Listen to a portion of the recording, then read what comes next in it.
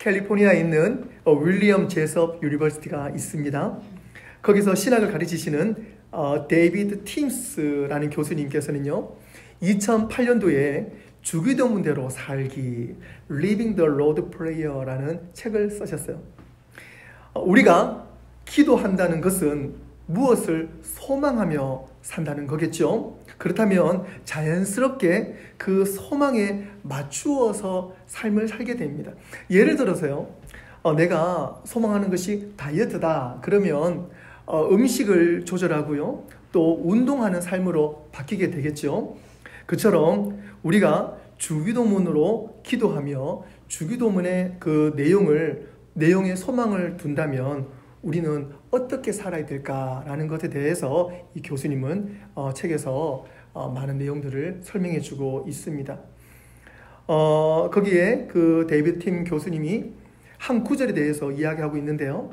나라가 임하옵시며, 그러니까 Thy kingdom come, 또 현대어 성경에서는요 Your kingdom come 이라는 문구가 있잖아요. 나라가 임하옵시며, 즉 하나님의 나라가 임하옵시며 라는 이 구절은 어떤 의미를 담고 있는가? 이 하나님의 나라가 임한다 그러면요 자연스럽게 어떤 말이냐면 나의 나라는 끝났습니다 라는 의미가 있는 거예요. My kingdom done이 되는 거야. My kingdom done. 이것이 바로 주기도문의 힘이라고 말합니다.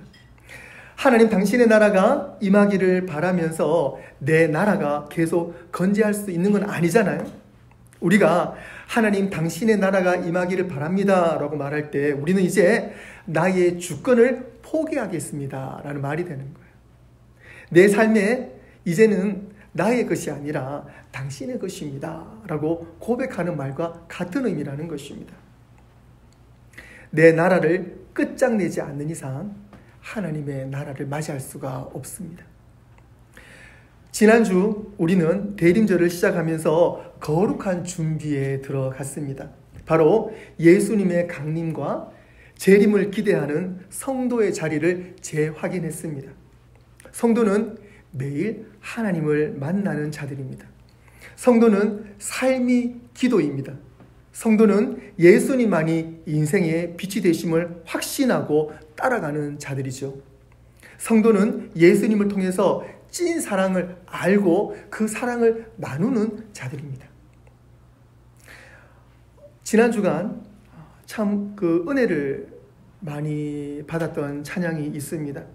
말씀을 묵상을 하면서 자연스럽게 듣게 된 찬양이었는데요. 필 위컴의 The Jesus Way. 제가 우리 전체 카톡방에 올려드렸잖아요. 가사 내용을 조금 나누고 싶은데요. 가사가 조금 길어서 제가 의역을 해서 한번 적어 보았습니다. 내용은 이렇습니다. 당신이 나를 저주해도, 그러니까 그 상대를 말하는 거예요. 당신이 나를 저주해도 나는 당신을 축복할 겁니다. 당신이 나를 다치게 해도 난 당신을 용서할 거예요. 당신이 나를 미워해도 나는 당신을 사랑할 거예요. 나는 예수님의 길을 선택했기 때문에 그렇습니다. 당신이 무기력하다면 내가 당신을 지켜줄게요. 당신이 짐을 지고 있다면 내가 그 무게를 나누어 가질 거예요. 당신이 지금 희망이 없이 암담해한다면 내가 당신에게 희망을 보여주고 싶네요. 예수님의 그 길이 진정한 희망입니다. 나는 예수님을 따라갑니다. 나는 예수님만 따라갑니다. 그는 나의 죄를 대속하셨고 나도 기꺼이 그분을 따르기를 원합니다. 그는 참 보석이시며 완전한 해답이 되십니다. 나는 예수님의 길을 선택했습니다. 그리고 그분 앞에 완전히 항복했습니다. 나는 그분의 사랑을 선택했습니다. 나의 구세주 하나님, 당신은 언제나 충만한 것으로 나를 채워주십니다. 나는 용서와 은혜를 선택했습니다. 그리고 무슨 일이 있어도 예배를 선택하겠습니다. 나는 예수님의 길을 선택했습니다. 나는 예수님만 따라갑니다. 이번 주는 대림절 둘째 주를 맞이했습니다. 대림절은 거룩한 준비의 기간이라고 우리는 알고 있습니다. 구약에서 그 대림절과 같은 사람들이 있어요. 바로 선지자들입니다. 하나님의 말씀을 대언하고 선포하는 하나님의 종이 선지자들이죠. 그 오늘 말씀을 기록한 사람도 그 이사야 선지자입니다. 그 이사야가 그 살았던 시기는요, 남쪽 유다, 북쪽 이스라엘로 갈라졌던 주전 비포 크라이스트 700년 전후의 이야기입니다. 나라가 두 개로 갈라지고 하나님을 떠나 희망이 없던 시기가 그 시기입니다. 그래서 이 시기에 특별히 많은 선지자들을 하나님께서 보내셨고 보냄을 받았습니다. 그 이유는 한 가지입니다. 하나님께로 속히 돌아오라는 하나님의 간절함 때문에 그렇습니다. 오늘 우리의 이 대림절 또한 우리의 믿음이 하나님께로 바로 서야 되는 시기인 줄로 믿습니다. 우리가 성탄절을 앞둔 4주 전부터 대림절로 성탄절을 준비하는 것보다 사실 이사야가 700년 전부터 이 예수님의 탄생을 준비했습니다. 놀랍지 않은 순간일 수 없습니다.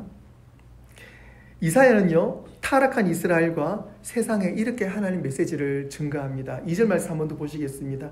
흑암에 행하던 백성이 큰 빛을 보고 사망의 그늘진 땅에 거주하던 자에게 빛이 비치도다 라고 예수님을 암시합니다. 큰 빛을 보고, 우리는 큰 빛을 보아야 합니다. 세상에는 빛이라고 말하며 유혹하고 자기 사람으로 만들어 인기를 누리려는 사람들이 많이 있어요. 단적인 예로요. 여러분 오징어 배, 혹시 오징어 어부들 한번 보셨어요? 오징어 배를 한번 보셨나요? 이 오징어 이 낚시가 참 재미있는데요. 이 오징어 배는요, 깜깜한 한밤에 출항을 합니다. 이 망망대로 떠나는 거예요. 그래서 그 깜깜한 어두움을 가르고 그 어떤 방향만 바라보며 계속 몇 시간을 향해서 깊은 바다로 떠나게 됩니다. 그리고 가장 어두운 새벽 시간에 배가 정지를 하고 불을 팍 켭니다.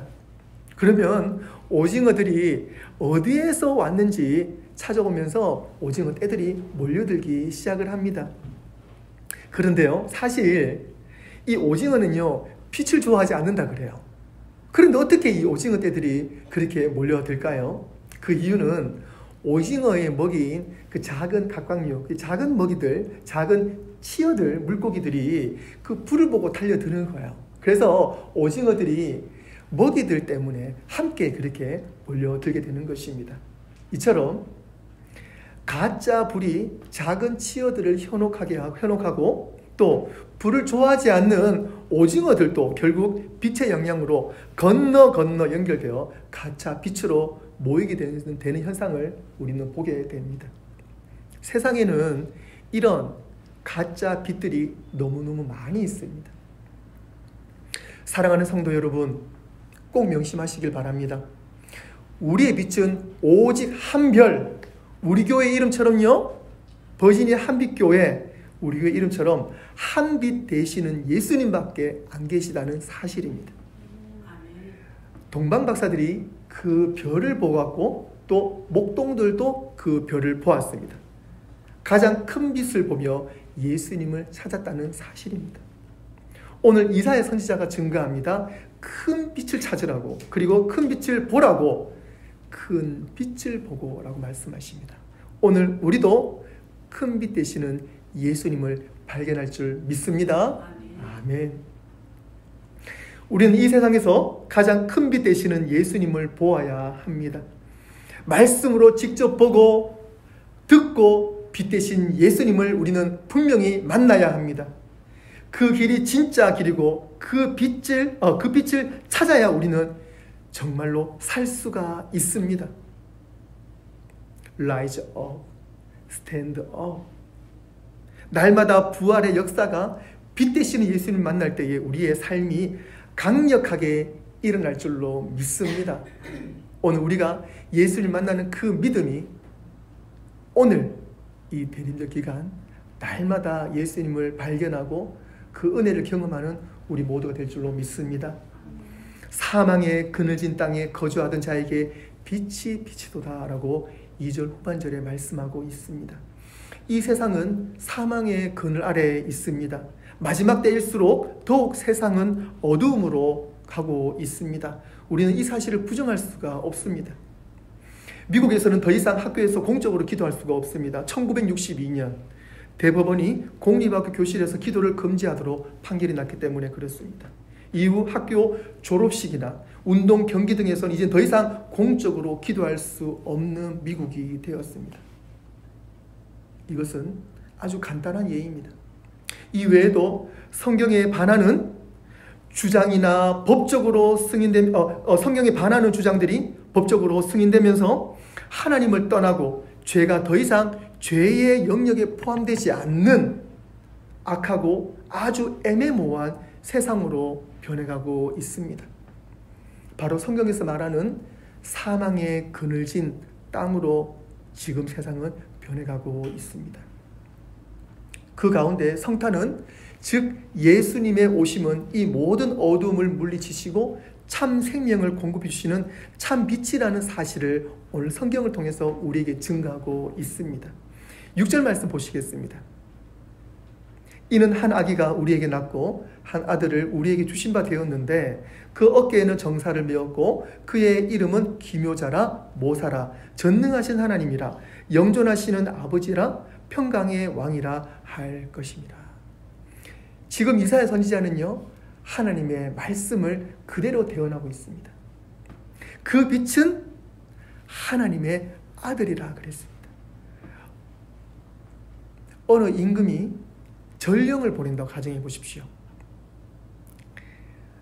전령은 왕의 명령이나 중요한 지시를 전달하는 직책을 가지고 있습니다. 그런데 그 전령이 왕이 신임하는 부하 중에 한 사람을 보낼 수도 있고요. 또 왕이 정말 중요한 계약은요 신하가 아니라 왕의 아들을 보내는 경우가 있어요. 그렇다면 신하를 보내는 경우와 왕의 아들을 보내는 경우, 이것은요 이 전령이라는 의미 자체가 하늘과 땅 차이입니다. 어떤 면에서는 아들은 진짜로 아버지의 분신이라고 해도 과언이 아니잖아요. 저희 결혼식 때가 생각이 나더라고요.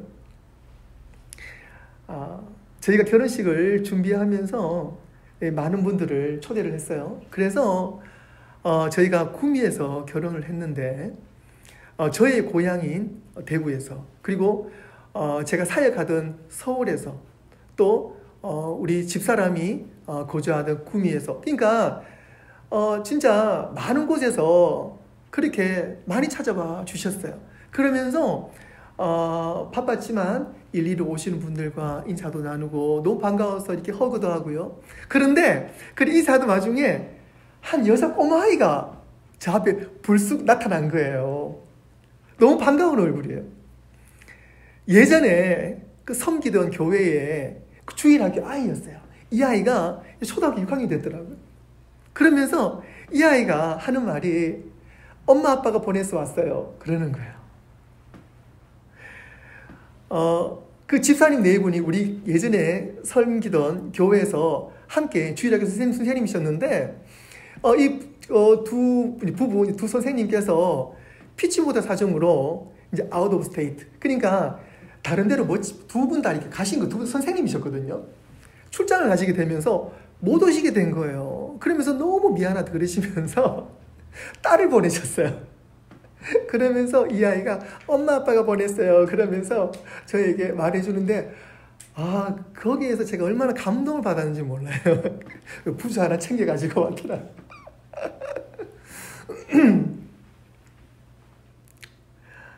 하나님은 우리의 죽음의 그늘 가운데 생명의 빛으로 당신의 독생자 예수를 보내주셨습니다. 어디에 보내주셨습니까? 바로 이 시간 우리에게 하나님은 빛 대신 예수님을 보내주셨습니다. 그 빛의 어깨에는 정사를 메었고, 즉 이 정사라는 의미는요 하나님의 권위, 파워를 말합니다. 예수님의 어깨에는 하나님의 파워가 있다는 사실입니다. 그리고 그의 이름은 기묘자라 모사라. 그 이름 속에는 하나님의 기적이 있습니다. 우리가 예수를 믿을 때는 날마다 기적이 임할 줄로 믿습니다. 하나님의 파워와 능력이 임할 줄로 믿습니다. 그리고 모사라, 하나님의 뜻이 예수님 안에 있다는 사실입니다. 그래서 우리가 기도할 때에 예수님의 이름으로 기도합니다. 아멘 하고 할 때는요, 예수님 이름으로 우리는 하나님의 뜻을 발견할 수 있다는 사실입니다. 그리고 그 빛은 전능하신 하나님 그 자체라고 오늘은 말씀하십니다. 전능하신 하나님, Mighty God, 엘 사다이. 창세기에서는요, 아브라함의 이야기가 나오잖아요. 그가 99세까지 친자식이 없는 가운데 하나님은 그에게 민족의 아버지가 될 것이라고 약속하십니다. 지금 나에게 자식이 없는데 하나님은 나에게 너는 민족의 아버지가 될 거야 라고 말씀하십니다. 창세기 17장 4절 말씀에 보라, 내 언약이 너와 함께 있으니 너는 여러 민족의 아버지가 될지라. 그 이야기를 만약에 여러분들이 한번 갑자기 듣는다고 생각해 보십시오. 어떻게 그것을 받아들여야 될까요? 내가 지금 나이가 99이에요. 그 와중에 하나님께서 너는 민족의 아버지가 될 거야 했을 때에 여러분들이라면 어떻게 반응하시겠어요? 놀랍겠죠? 오늘 이 말씀 하시기 전에 하나님은요, 그 이전에 미리 해준 말씀이 있어요. 1절 말씀, 창세기 17장 1절 말씀, 우리 한번 같이 읽어보겠습니다. 시작. 99세 때에 여호와께서 아브라함에게 나타나사 그에게 이르시되 나는 전능하신 하나님이라 너는 내 앞에서 행하여 완전하라. 하나님께서 우리 가운데 임하실 때는 우리는 완전할 줄로 믿습니다.